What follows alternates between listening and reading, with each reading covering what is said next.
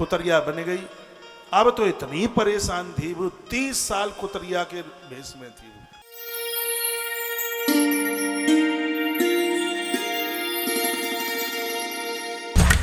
देवव्रत ब्राह्मण बड़ा सुंदर था, वेद पाठी था। अब पत्नी की चलती नहीं थी उसके ऊपर किसी भी प्रकार से, तो उसको एक ऐसी सहेली मिल गई। सहेली ने कहा तुझे पता है कि मेरे पति तो मेरी उंगली पर नाचते हैं। तो बोली कि कोई उपाय हो दीदी तो हमें हुए बता दो कि हमारा पति हमारी उंगली पे नाचे। तो उसने कहा कि 40 कोस दूर एक सन्यासिनी रहती है, 40 कोस दूर एक सन्यासिनी रहती है और उसके पास ऐसा जादू है, यदि वो कृपा कर दे तो तुम्हारा पति हमेशा हमेशा के लिए तुम्हारे बस में हो जाएगा। तो वो उस सहेली, इसलिए तो मैं कहता हूं सहेली सहेले भी अच्छे बनाइए, ये बिगड़े लोगों को मत बनाइए। अच्छे लोग हों, अच्छी सहेली हो। तो उसको तो ऐसी सहेली, चिलम चोट्टा को चिलम चोट्टा मिल ही जाते हैं। तो उसने उसको बोल दिया और वो 40 कोस दूर पहुंच गई। और सन्यासिनी वो बाई थी, वो उसके पास पहुंची, उसको प्रणाम किया, उसने रुपया पैसा ले लिया, एक धागा दे दिया का सोते समय पति के गले में लटका देना, और एक चूर्ण दे दिया का दूध में मिला करके घोल करके ये दे देना।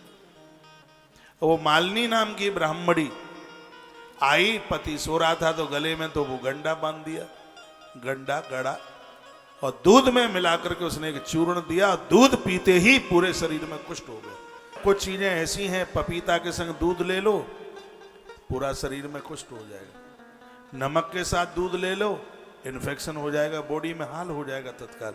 मांसाहारी लोग मछली के साथ दूध ले लेते हैं, पूरे शरीर में कुष्ठ, इन्फेक्शन, बॉडी में इन्फेक्शन। आप क्या खा रहे हैं ये मैं तो नहीं रखता, आप कब खा रहे हैं, किस प्रकार से खा रहे हैं, और कौन सी वस्तु के साथ खा रहे हैं, ये बहुत बड़ा मायना रखता है। अभी मैंने आपको बोला था ना कि गर्म दूध के साथ शहद शरीर को हल्का कर दे, और ठंडे दूध के साथ शहद शरीर को भारी कर दे, इसकी तासीर होती है।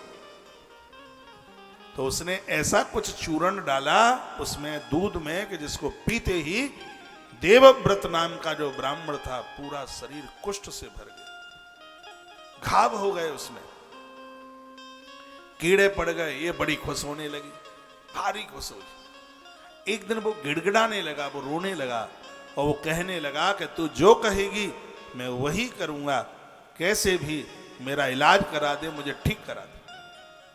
5-7 साल निकली और वो बड़ा कष्ट में था। इसको उसके ऊपर दया नहीं आई, और अंत ऐसा हुआ कि बड़े कष्ट में इसकी मृत्यु हो गई, और अगले जन्म में ये बन गई कुतरी। कुतरी जानते हो? कुतरिया, बड़ा कष्ट भोगे, जिधर जाए उधर डंडे पड़े, लाठियां, किसी को बस में करने के ये परिणाम है। ये कथा हमारे और आपके लिए। हाँ, बस में करना है तो भगवान को करो, ये दुनियादारी को नहीं। इनको बस में करके क्या करोगे? बस में करना है तो हनुमान जी ने राम जी को किया था ना, सुमिर पवन सुत पावन नामू, अपने बस कर राखे रामू। आपने पति को बस में किया, कुछ नहीं किया। आपने पत्नी को बस में किया, कुछ भी नहीं किया। आपने पड़ोसी को बस में किया, कुछ भी नहीं किया। और जिसने भगवान को बस में कर लिया उसने 14 भुवनों को अपने बस में कर लिया।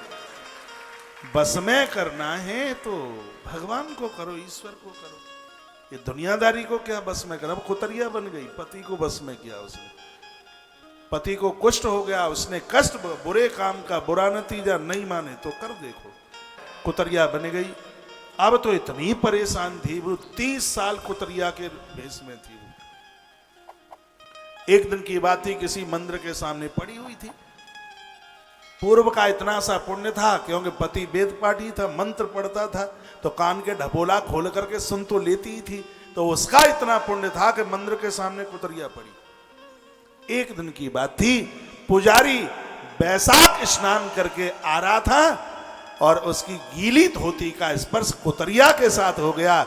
उसी समय इसने कुतरिया के देह का त्यागन किया, प्रार्थना करने लगी, मेरा कल्याण, मेरा उद्धार कर दीजिए। उसी मंदिर में पुजारी जी ने उसको बैसाख महात्म्य की कथा सुनाई।